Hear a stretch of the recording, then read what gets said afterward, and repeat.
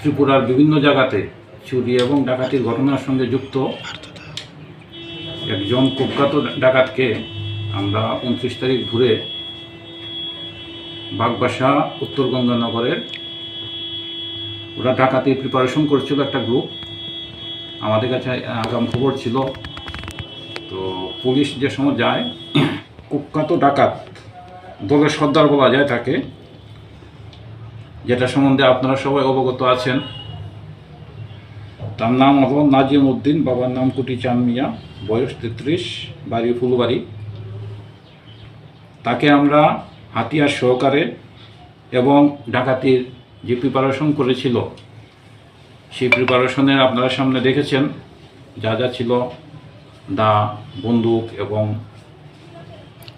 বাকি এই যে লোক কাটার, এগুলি সহকারে আমরা তাকে ধরেছি।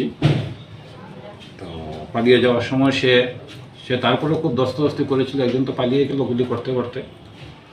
তো আশা করি ধর্মনগরবাসী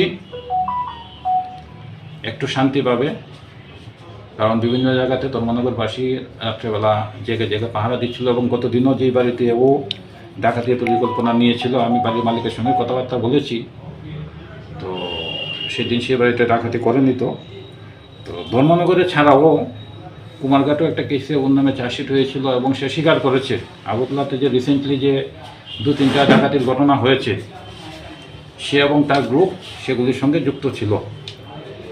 এবং আমাদের কাছে আরও কিছু এভিডেন্স আছে যে ধর্মনগরে যে চুরি ডাকাতির ঘটনাগুলি যেগুলি হয়েছিল এগুলিতে আমাদের কাছে একটা ডাইরেক্ট এভিডেন্স আছে যে ও করেছে এবং ও স্বীকারও করেছে।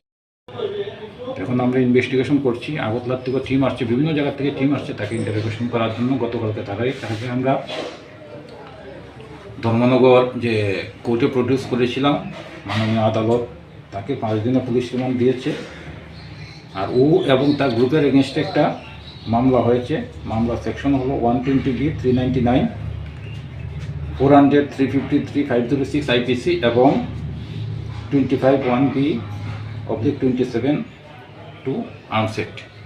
29 তারিখ রাত্রে আপনারা ওকে আটক করলেন, আর আমাদেরকে 31 তারিখ জানালেন, মূল কারণ কি জানতে পারি? 29 তারিখে আসবো, তাকে তো আমরা করেছিলাম, সে ইনজুর হয়েছিল দস্তাবেজের সময়, আমরা হসপিটালে প্রডিউস করেছিলাম। কালকে আমরা তাকে কোর্টে প্রডিউস করেছি, আর আজকে পুলিশ রিমান্ডে এনেছি 5 দিনের, আজকে জানানো হয়েছে আপনাদের কাছে। Thank you.